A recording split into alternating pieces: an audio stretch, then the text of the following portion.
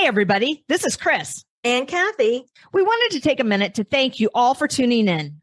We appreciate every listener and are grateful for this platform. Please help us share our vision by subscribing to our show through your favorite streaming app. Follow us on Facebook, Instagram, TikTok, and YouTube at PetAbility Podcast. Check out our ever-growing list of affiliates and sponsors. Simply go to the show notes for information and links. Proceeds from purchases help to support our show. Thanks for listening. We hope you enjoy the show.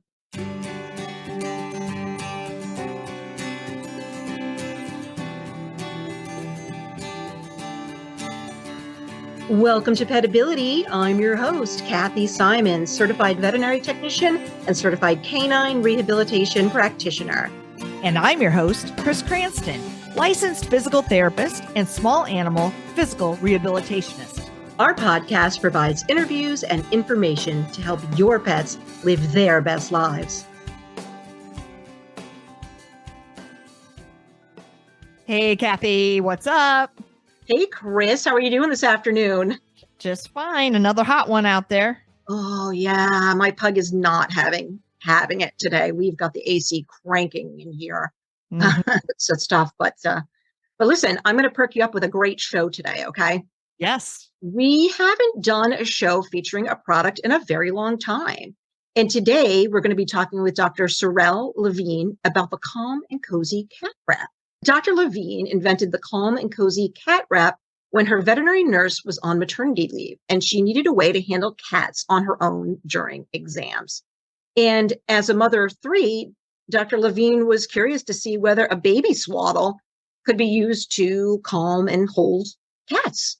So she started creating prototypes, and after years of testing and many different variations, the Calm and Cozy cat wrap was born. And I have to say, I was introduced to this product by another veterinarian who was a colleague of Dr. Levine, and she recommended it for me because I see patients alone by myself a lot. And this was a nice and easy, safe way for me to handle cats by myself. What I can tell you from being a technician for 30-something years is treating and handling cats has been a challenge since the beginning of time. And we've discussed on other shows about how it's difficult to get cat people to bring their cats to the vet on a regular basis. And that's because of how stressful the event can be. Stressful traveling, stressful vet visits for both the pet and the owner. And so I'm always happy to learn a new and different way to handle cats in a fear-free environment or a fear-free manner.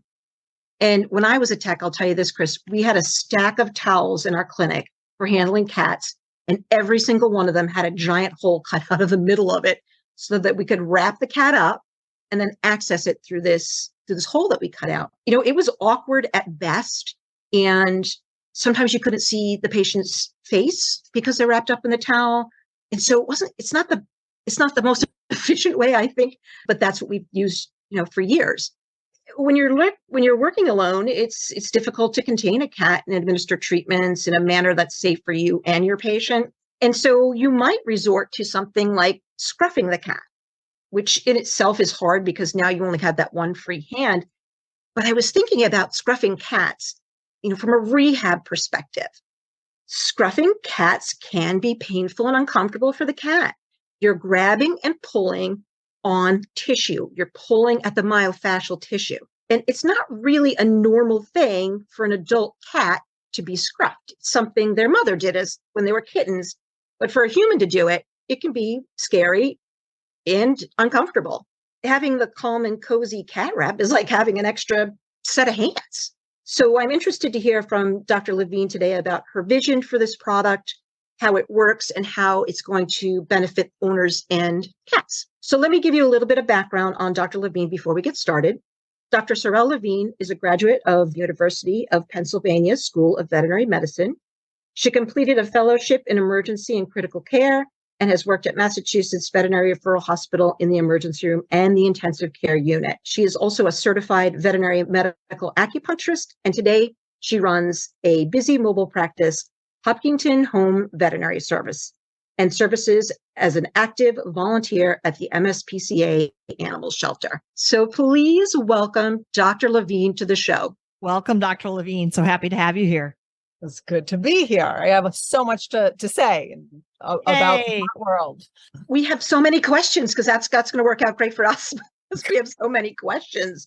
And my first question, Dr. Levine, is I know what inspired you is that your tech was out, but how did this vision come about for the calm and cozy cat wrap?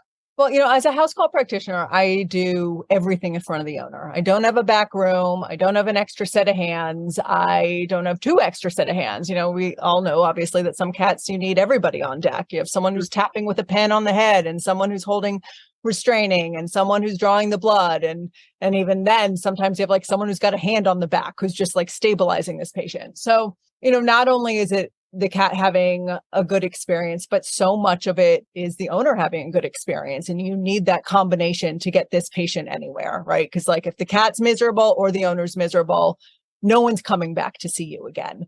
So without my nurse and everything in front of an owner, I obviously was doing the same thing. I was like, all right, well, we need a towel. And how is this towel going to make it so now I have free hands? And you know what? If you have a towel and you're one person, you don't have no free hands, right? Especially if this is a cat that is angry. And I'm doing the most I can to minimize stress with these cats. I already have them at home. Some of them I already have on gabapentin. Some of them I don't have the luxury of getting a gabapentin or something into. And all the while I'm in their house and likely in their bathroom or in their closet, or, I'm always in a place where we can close in so that my cat can't escape to under a bed or something. And so it became very clear that the towel still is a really crummy option. Not least of which, like, not only is it not that effective, but it's dangerous. You can't see where the sharp parts are, right? You're like, I think the head's in this direction, but how many times have you had a cat wrapped where you're like, is anyone sure where the head is right now? And like,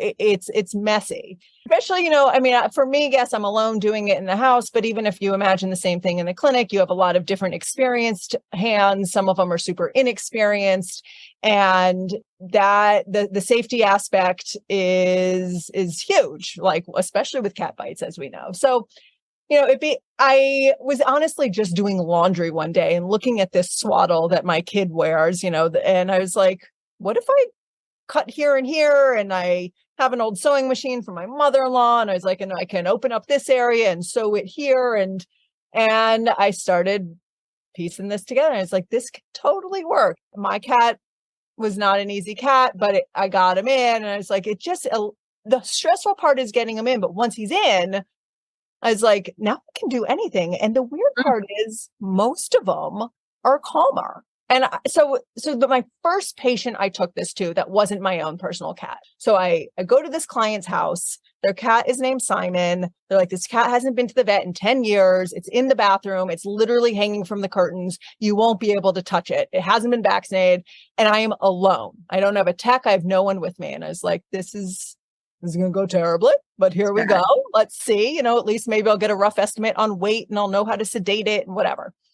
Okay. So I walk in and the cat is literally, vertical on the curtains, hanging in the bathroom from its claws. And I have my big falcon gloves on and I take this cat off the curtain and I put him down on the wrap and I'm able to get the wrap around its neck. I get this cat snuggled in, and I'll tell you, it was just such a shock to my system. I watched his big pupils normalize. I watched his like flat out angry ears just kind of become neutral, and I vaccinated him. I got a full physical exam and I drew blood by myself. And I walked out of that bathroom just like stunned. It was like his heart rate calmed, his pupils calmed, everything got calmer in this wrap for him. It reminds me a little bit of like the Thunder shirt about how the swaddling sort of calms those sensory receptors, right? That's right. It's why we do it for children. It's why the idea exists for autistic kids, and Temple Grandin's idea of, cozying up these cows, sort of getting them tighter into the chutes to go into slaughterhouses, whatever it is, that you have diffuse pressure. Firm pressure is, we know, to be a calming mechanism. And it turns out it does the same for cats. And cats sort of naturally, when they're nervous, they crouch. And that actually is very helpful when you're getting them into the wrap. right? Whereas dogs sort of, they push their legs straight, and it makes it a little more difficult to get like a Chihuahua into the wrap. But cats are kind of already crouching a little bit, and it makes it easier to really swaddle them down tightly. So they're naturally in more of in a better position to get them in. And I wanted to mention that your website is wonderful in that there are a lot of tutorial videos that show exactly, how to get an animal, a cat, into the Calm and Cozy cat wrap, as well as how to use it for different procedures and so forth. So that's very, very helpful. But for those who haven't looked at the website yet, can you verbally kind of describe how you would place a cat into the Calm and Cozy cat wrap? Yeah. So I open up the whole thing. I have my wings completely out, my zipper. There's a zipper that goes down the back of the cat. It's an 18-inch zipper in the medium size. I have that completely open and zipped toward the tush end. So it's a two-way zipper, which comes into being very helpful in any treatment stuff, but I have it toward the tail, unzipped. And so when I pick up a cat, I get my fingers in front of their shoulders. And so I think a lot of us instinctually pick up cats with our hands in their armpits. And I actually never pick them up that way. I kind of get my hands around the front of their chest, sort of rostral chest, and scoop them up so that when I put them down on the wrap, my hands are in front of their shoulders in a way that they can't scoot forward. Whereas when you have your hands in their armpits, if they scoot forward, you've got nothing to hold them back with, except for you end up grabbing their back legs as they're getting away from you. And that's obviously super dangerous and not a great situation. So my hands are always in front of their shoulders. I now have the muscle memory, whereas as soon as I put these cats down, my fingers end up right where that neck Velcro is, and I can instantly get the neck Velcro on, because that's the first part of, you got to get that part.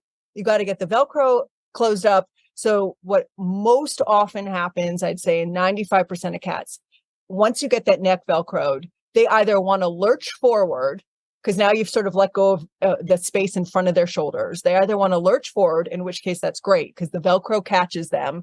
And now they're actually kind of put themselves in a perfect position of being tightly up against the front of the wrap.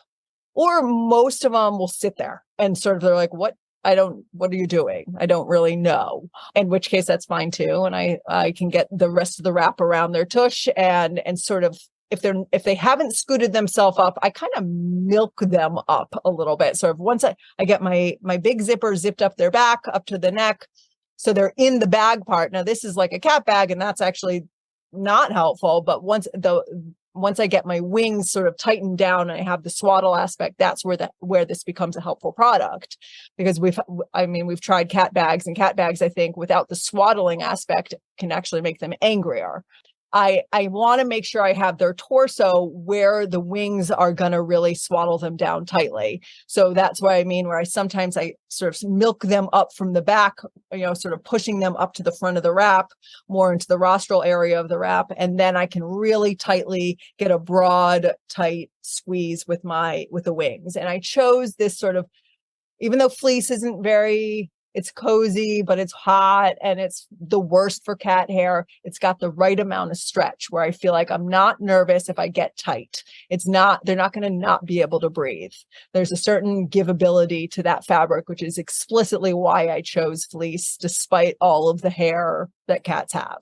And so then once they're swaddled, now you're like, I can totally relax. Like my whole demeanor changes. And we know that cats can sense, just like horses, whatever animals, they sense our fear and they sense anxiety. And once I can relax, they can relax more. The owners totally can relax more, and they can read that off of me. And I can now all of a sudden listen to my owners. Whereas for me, I have so much anxiety about am I going to lose my window of opportunity here? Let me quickly do my physical exam. Don't talk to me. I'll tell you about it at the end. I can't show you this tooth because I feel like I got to palpate the belly and make sure that this cat doesn't lose it. And now I don't have that, right? The owners want to tell me a nice story. They want to take a picture.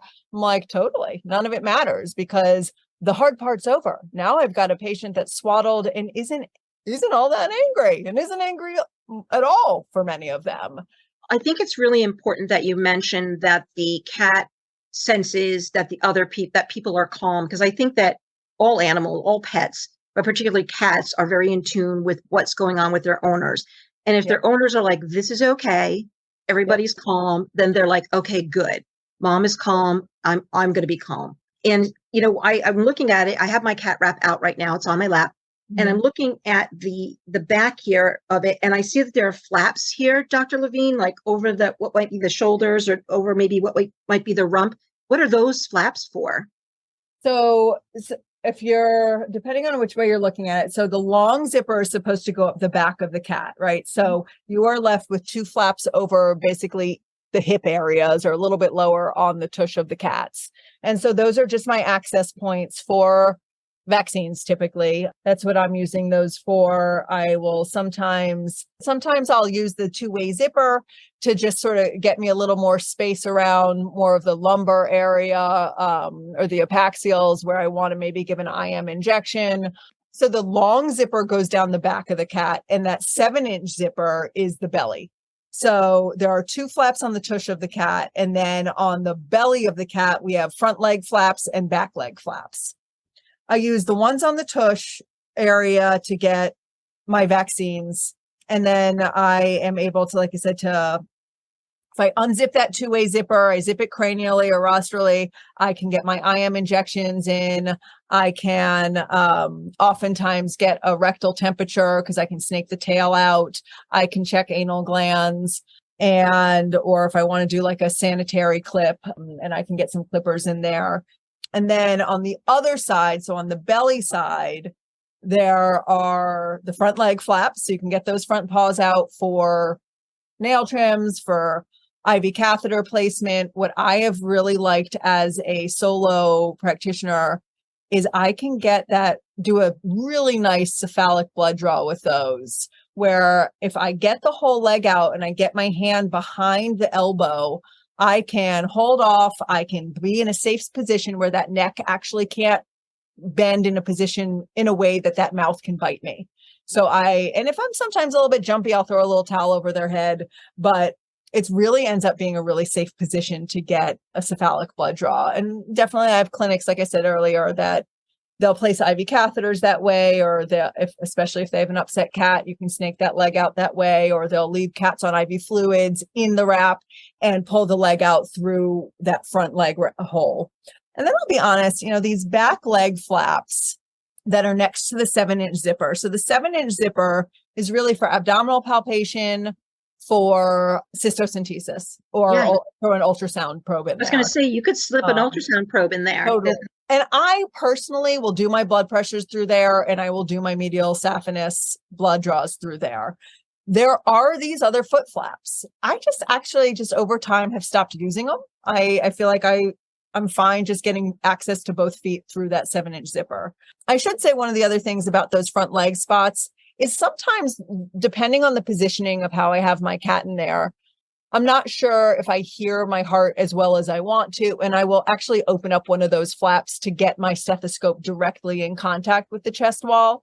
And those flaps do align with that chest wall. So if I'm not sure if I hear a murmur and I'm like, is there too much fabric between me and the chest wall, sometimes I'll open up that flap and snake and get the stethoscope in, no problem. We talked a lot about what we can use the cat wrap for. So, looking in the ears and palpating the abdomen, taking temperatures, blood draws, blood pressure, vaccines, nail trims. There's so many things we can do. Are there other ways we can use this? Because I was thinking before the show, we had, I was talking to my husband who actually mentioned this, who said this would be a great way to recover cats post-surgically in the bag, right? Especially these cats that have had, ketamine, and they're a little bit loopy when they wake up. I think totally. We all have had those patients where we're like, all right, it's semi-awake. Let's pull the catheter before it, loses it. And we're going to have to sedate it to get the catheter out even before it goes home. Or I have some clinics that say, it keeps the cat warm post-op. And then I know that it's not too close to the heating pad or the hot IV bags or whatever we're using to warm the animals. But there are a lot of places that have already told me, yes, we recover cats in them, especially if we know that they're going to have a rough recovery, and they can keep them on the IV fluids in it. And I would say, the other thing that I think is one of the biggest helpers of this wrap is sub-Q fluids, because if I will open up that swaddle aspect, bring it back a little bit more caudally, and now I've got that two-way zipper, and I can unzip. The Velcro stays in place, right? But I can unzip the zipper there just a couple inches, and I can get sub-Q fluids in. I can get Serenia. I can do, any sub-Q injections. Obviously, I'll teach my owners how to do B12 or I'll do a microchip there, or even I'll place my Revolution because the cat's too, mobile and the owner can't do it well without it. So any of that area in the interscapular area becomes super accessible. I have a lot of cats who have FIP. They're doing the daily injections for, I think it's 6 or 9 months. These cats are on it. And usually what is FIP? Feline infectious peritonitis. It's usually, up until recently, pretty fatal. We usually see it in patients under 1 to 2 years old, most commonly in purebred cats. And then I would say, aside from that, getting oral medicine in or getting eye meds in, you've taken away all the aspects of squiggliness and paws that are batting you away. And now you can actually have more compliance, right? You can get the eye meds in decently. You can pill a cat, that if you can make this a good enough experience, with treats and, if you're doing this daily at home, if you have to just get Clavamox in for 14 days, you can now do it. Where, I think that a lot of owners are like, I have no idea how I'm going to get this medicine in. And so I'll put them in the wrap and I'll teach them how to open up that mouth, how my grip is over the head. And I put the head up, and so that the cat can't bite as easily because it's lost the strength of the jaw muscle if your head is tilted up. And I can teach all of that in a much slower way to my owners that I never would be able to if they weren't actually in this wrap. Makes me think of owners that have diabetic cats, because they're facing a lot of challenges with trying to get an ear prick and then, following that with an insulin injection. And sometimes that could be difficult for them to do. The ear pricks, for sure. So we teach them ear pricks or the paw pricks. They don't feel good. Cats hate them. I'm sorry you don't like them, but sometimes it's exactly what we need to know. We totally do that. Or I place Freestyle Libres. A lot of us now use these continuous glucose monitors at home instead of doing the blood glucose curves in the clinic. And so you place these little monitors on the cat for 2 weeks. And again, that goes somewhere on their back. And I can just unzip to that spot, shave up my spot, prep it nicely, clean it, and place these monitors, again, in cats that are kind of not thrilled with me, but I'm able to get it done. And it's important information for us. And then you get the glucose curve without the stressor of being in a clinic. I had a lovely big orange male foster who was diabetic, and he couldn't have been more affable and just put up with anything. But you were right, Dr. Levine, in that I could get the insulin injection in no problem because he loved to eat. I would go make my tent and squirt it in there. But that ear prick, it took 2 of us, and it was never pleasant. And we're in this stairwell because, like you alluded to earlier, a space where he had nowhere to go. And I started to hate it. Right. And just it's like, oh God, it's today, the ear prick day. So it was a stressful experience for all of us. And had I known about the Calm and Cozy cat wrap, it would have been a very different experience, I'm sure. One thing I wanted to say as well is on the website, it said that the Calm and Cozy cat wrap was created by a veterinarian to make vet visits easier for cats. And that's what we've been talking about, right? A lot of the veterinary procedures and such. So the wrap holds them in a calming hug and has special access points for common procedures and nail trim. What I want to ask you is, do you have a lot of cat owners, pet parents that also purchase the Calm and Cozy cat wrap? We talked a little bit about maybe those cats that have some kidney issues and might need subcutaneous fluids on a regular basis, or the diabetic cat. But are there some other out of the box uses that maybe pet owners that are listening haven't thought about, and it could really help them in their relationship with their cat? Just the nature, like you said in the beginning, Kathy, getting your cat into a carrier, getting them in the car, having them yowl the whole time, or even if they're pretty docile, or they arrive and there's poop in the carrier, and it's just like a traumatizing experience for everyone involved. And it's like, because when I talk to my husband, he's like, I don't care if my cat goes into the back or if I'm not with it the whole time. He's like, the most aversive part of the whole experience is that I have to get my cat in the carrier and get clawed up, and my cat's going to scream the whole time. And that's the part I can't stand. And we have so many people who have bought it for that purpose. Transportation. They put their cat in it. They drive to the clinic already cozied up and swaddled, and they hand the cat over.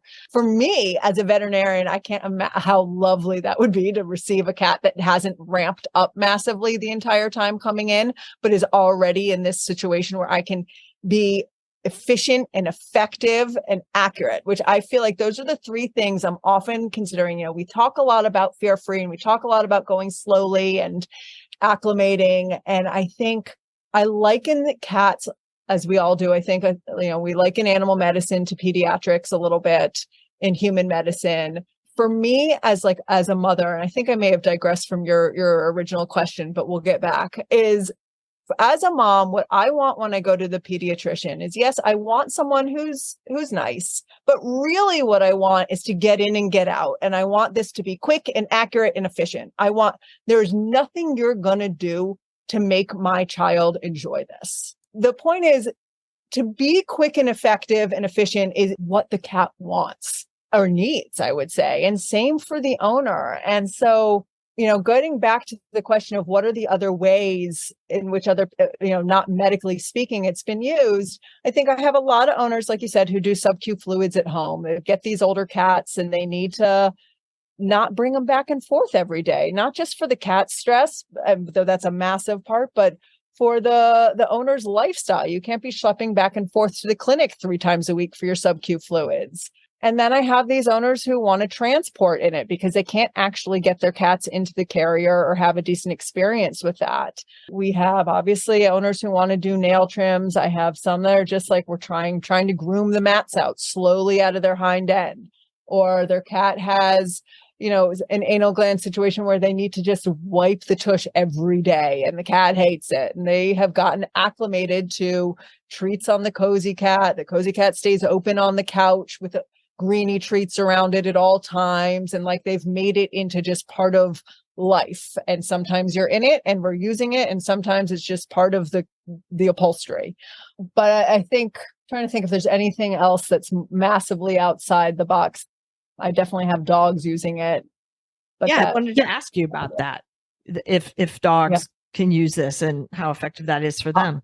I mean, we all have been around that Chihuahua that, needs a nail trim. The nails are curling in. It is either trying to nip at you or you cannot control those front legs. Those type of Yorkies or Chihuahuas where you're trying to get your arm in between their neck and their front legs. And it's almost like there's a rabbit hind legs. They're just constantly clawing up, trying to get at you. And you can't actually restrain this animal. And I use it all the time on these little guys. Even if they're not mean, they're just the wiggly puppies who I need to do their ear cleaning. Or I'll put the Chihuahua that I want to just get a blood pressure and I want this to go smoothly and as accurately as possible. I've done a lot of pug nail trims in it. And so anything I do on cats, I pretty much will do on dogs. And I'm actually just thinking of this Yorkie that was, again, I could not get its front legs down. I wanted to get a jugular blood draw. I couldn't get the front legs down. And I was like, this is just looks silly in front of the owner. I'm just struggling with this 6-pound dog. I'm like, let's put it in the cozy cat. And then I could just hold its head up while my assistant drew the blood. It went from looking like a mess, feeling like a mess, to just so organized and reasonable. Can we go back to the product itself? Because I just want to emphasize to people out there and try to get a little bit more detail. So it's generally made of fleece, you said, because that has the right amount of stretch. It can be snug, but it's not going to be too tight. It has zippers and Velcro. I was thinking in my own mind, a lot of animals really shudder at that sound of Velcro. I know my Baxter does. I think I've actually caught his hair in the Velcro closures a few too many times. And so that's a question. It's like, are they averse to the sound? And is there a risk of getting fur in the zipper or Velcro closures that makes it tricky? These are questions I had myself. One permutation of this had snaps. I was like, what are we going to do to avoid Velcro? I had the same exact feelings. And the answer is, I actually personally don't have a lot of cats upset at the Velcro noise. And I try to have these open before I even see the cat. I don't like explicitly open up all my Velcro in front of the cat. It's all ready. I walk into the house. I've already undone my zippers. I've already undone my Velcro, and I put this thing down on the floor immediately for me to just pick up the cat and get it in. I personally don't wait for any escalation. I know that cats are very quick to lose their cool and very slow to regain it. And I think I've had literally one patient in the last 5 years who's like a 3-year-old calico that wants no part of this wrap. And I'm like, I get it. We're done. But it is one. We explicitly picked the fuzzy side, to not have the kind of Velcro that really unravels and gets really fuzzy and messy and creates a much louder de-Velcroing. Is that a verb? I know exactly what you mean. But, the opening up can be so much louder. And I remember sitting at my kitchen table with like 15 different Velcros and being like, how loud is this one? What do you think? And my husband's like, I can't, like, what? Is this really that important? I'm like, totally important. Really is. So I came up with my best of the options, but I do feel like I don't get a lot of problem with that. When you asked about zippers and fur, absolutely, you got to be careful with the long-haired cats. But this is not, again, like the cat bag. The cat bag is made to be much tighter fitting. I feel like there's so much more room in this bag, which is intentional, that it makes it easier to get this on the cat. It's not like fitting something tight. The tight part you're going to get to when you pull the wings up and you swaddle them down. But you want an easy experience getting them into the bag. And so I always have my finger sort of underneath the zipper as I'm zipping it up toward the neck, making sure I don't get any fur in there. But yes, it is something that's on my radar. I'm making sure that I'm not zipping in any hair. Yeah. And I knew you'd given, lots of thought to this product in your various incarnations, but, I wanted to ask that question just, for the listeners out there that may be wondering the same thing. And I think I even read somewhere that, yes, you experimented with different Velcro so that it was strong, but as quiet as could be. Being a rehabber and having a lot of dogs go in underwater treadmills and pools, we had Velcro on life vests, and same sort of thing. There were very few issues with that and opening the life vests and such, but every once in a while you'd have a dog that would, react.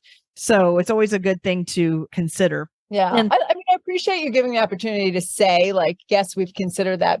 Every aspect of this wrap was a massive decision, which came with like 30 other options first, as I tried to sew these up and figure out what was going to be the best option. And nothing's going to be perfect for everyone, but is it good for most? And I would say for sure. I'm glad you mentioned that they could lose it really quickly and it's difficult to gain them back. And if at all, once they've lost it, you may never get that cat back to a position where you can handle them if they get that freaked out. So yeah, if they lose it, you might not get them back. And they're not quite like dogs, and where I might be able to bribe you with a cookie. Cats, once they've gone over their threshold, it's very difficult to get them back. Obviously in the vet clinic, this can be used for multiple cats and in households as well, because a lot of people have more than one cat. It seems highly adjustable, but are there different sizes of these cat wraps? Totally. So right now we have medium, which is sort of my 7-pound to 15, 16-pound cat size. I definitely go further on either side of that spectrum, but that would be the sweet spot for that size. And then we have kitten, which is really for a kitten in that it's not a small cat because it is a shorter wrap. So right now it's the kitten in the medium. So right now the answer to the question is there are 2 that are currently available, 2 sizes. Within the next few months, there'll be 4 sizes. So the Wonderful. large and the small will come out. You mentioned that it's made in the USA. I know you also made an effort to have minimal packaging and using recycled and sustainable materials, which I think is awesome. And it's an all women owned company. So those are great points to mention. along with that, when we're talking about, sizing and materials and so forth, you recently got a patent. Yes. Yes, we have a patent in the That's US, huge. and it's huge. When it was a long process, but well, congratulations. Came through, and then we just got it in the UK as well. My dream is a little bit that these are at the front desk at clinics, so that when you're trying to improve compliance with these cats, that we show them how to use it in the clinic and then say, now you're going to take this home and you're going to use it. Or now you have a new cat and this is going to be something you're going to want to get your cat acclimated to. You'll be able to do nail trims at home. It's going to help you do, medicate and have a better veterinary medical experience for the lifetime of this cat. Well, the lifetime of multiple cats, because Right. typically, cat people have not only one or more at any given time, but they're serial owners, right? And, so they may have a lot of different cats. And so this investment would definitely be worth it. Hey, Chris, I'd like to take a little break right now, if you don't mind, and talk a little bit about our sponsor, MedcoVet. And they have a home laser therapy device called the MedcoVet Luma that is prescribed by your veterinarian or your rehab clinician, and the treatments are carried out at home by the owner. And the Calm and Cozy Cat Wrap is the perfect tool to use when treating cats or small dogs in the home. Simply snuggle them into that wrap, and you can access your laser points via the zippers or the flaps. Easy peasy. To find out more information about the MedcoVet Luma, please visit medcovet.com. That's medcovet.com. They are a wonderful sponsor of the PetAbility podcast, and we are so happy to partner with them. I'm going to ask another loaded question, Dr. Levine. You ready? Ready. Playing devil's advocate again, I Googled, right? I'm trying to find your website, and the Calm and Cozy Cat Wrap is not the first thing that came up. And what did come up were these grooming bags and cat warmers and things like that. And, to the novice, the pet owner, they look similar, couldn't they be a similar effect? And so shoppers may be inclined to buy it. And frankly, it's a lot less expensive. So can you, kind of speak to that? And, again, we've already heard, right, all the wonderful features that it has, but for a cat owner, is this investment worth it? We've been talking about making it, the tagline is easier vet visits. Right. Is it worth that investment for the cat owner? In my opinion, 100%. You go into the clinic and the vet says, your cat is very anxious and upset. We're going to send you home with some gabapentin. Please come back next week. And now you've taken off time from work and you've gotten your cat in the carrier. Now you've got to try and do it next week. And you didn't get the full physical exam done, or you only got one of the vaccines, or they weren't able to get blood work. And now we've got to try and do it again in a different way. And even that is just time saved. But then in terms of just like the cost, of whether you're paying for nail trims every time, and if we're just talking dollars, or for the pet owner, or even for the veterinarian who's like, I get one blood draw that I wasn't going to get because, the cat was too upset, that pays for this wrap in itself. There are only so many movements a cat can make in this once it's properly wrapped.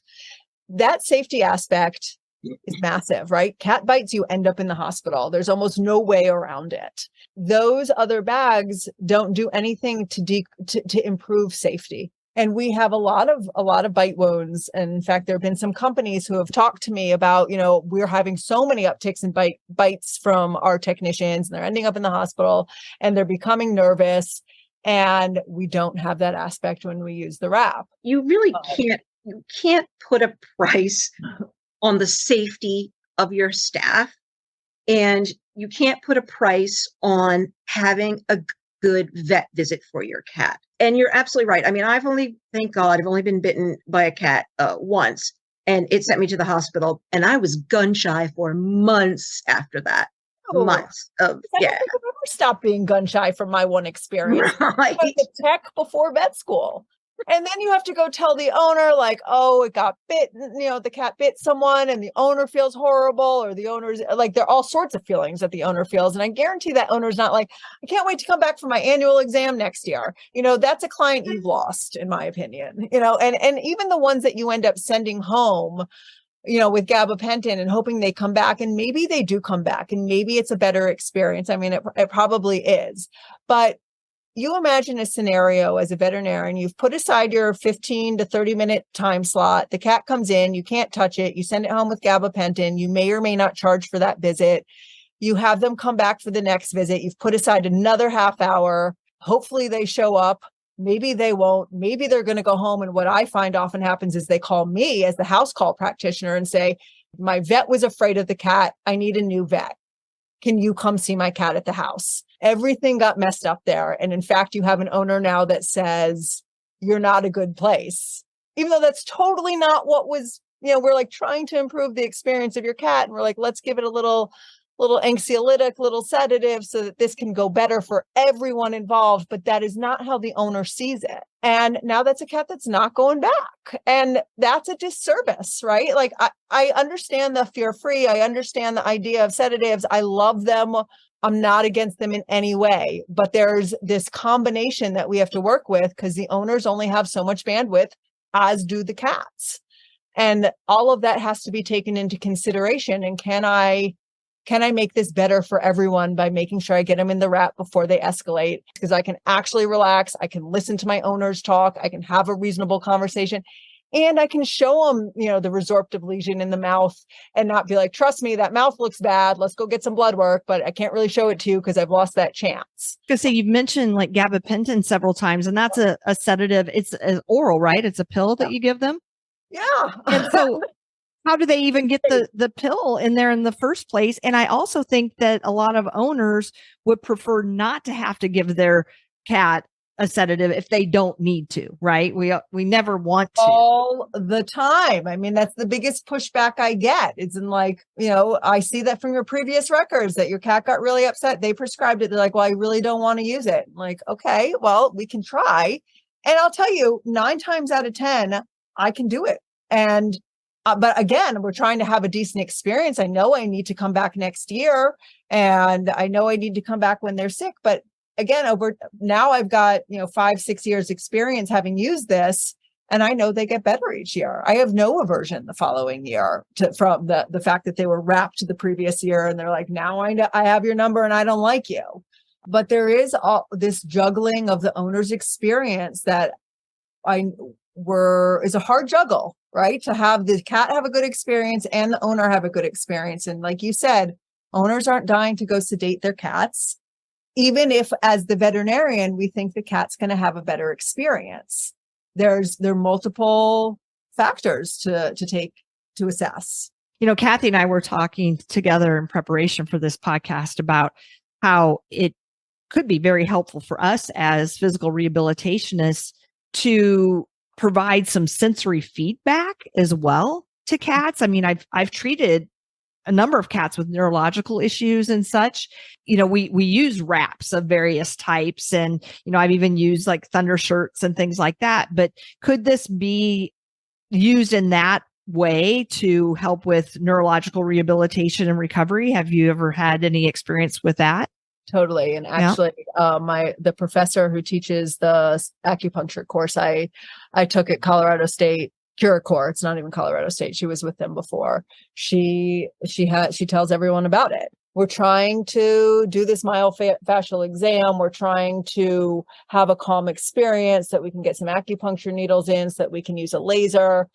That is all very hard with a cat. At baseline, a cat isn't always wanting to sit and be pet that long, let alone have a needle put into, a muscle that really needs it. And this has been a game changer in that way. I can hook up my electrostimulating machine and hook my needles up along the epaxials, just all my various places I can access because there's so many access points. I can get my laser in almost anywhere and let it sit on the skin, whether I want to move it a little bit or not, depending on what laser I'm using. But I can get all these access points on this cat that previously I would have had a window of maybe 1 or 2 minutes, if that. But now I can get the work done. And I feel like, you're paying for me to do the work.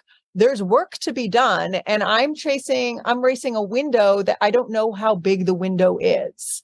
But now I can create this window and I can literally open up these flaps and get all my muscles assessed and treated.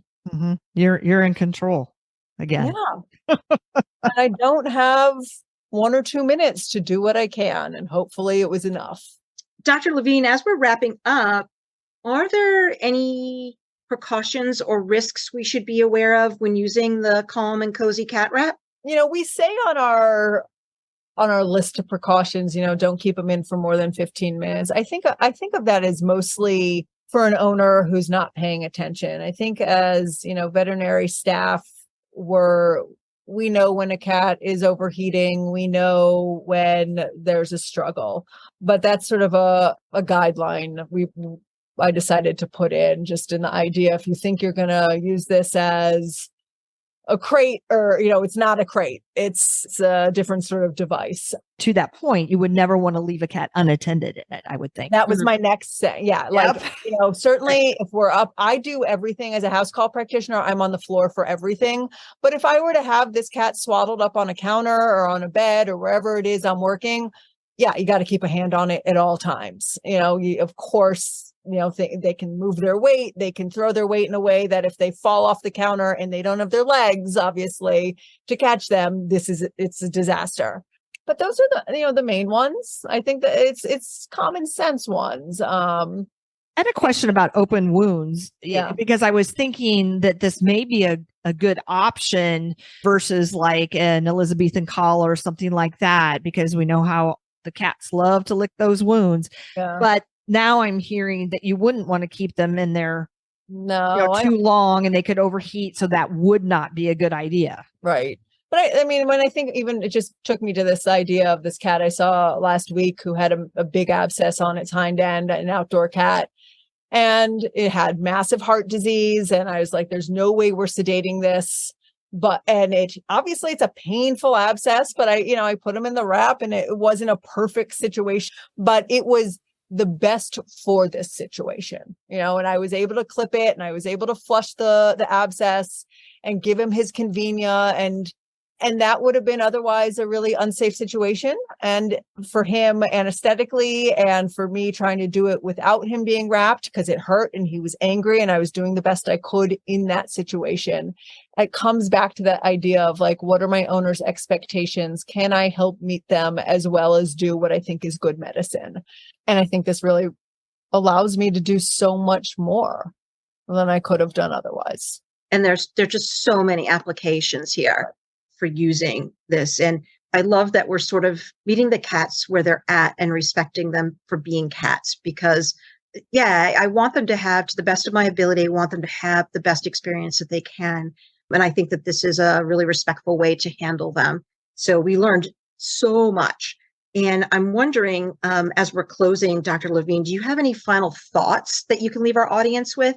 I actually do. I wanted to say something just about the idea of restraint. I mean, you mentioned briefly in the beginning, scruffing and all the various ways that we try to keep ourselves safe as well as have the cat have a good experience. And I don't know if either of you have tried drawing blood while a cat is in the Cozy Cat, but it's a dream because you don't have to hold the cat. There's no restrainer. They are restrained already by the swaddle. And so now you are solely working on a good experience. I'm rubbing the head, I'm going between the eyes, and there's sort of their trigger spots of what feels good. And if I have an untrained person helping, it doesn't matter because no one actually has to keep me safe as the doctor because I know I'm kept safe by the wrap. To not have to worry about, is this cat going to hurt me while I'm in a compromised position of drawing blood?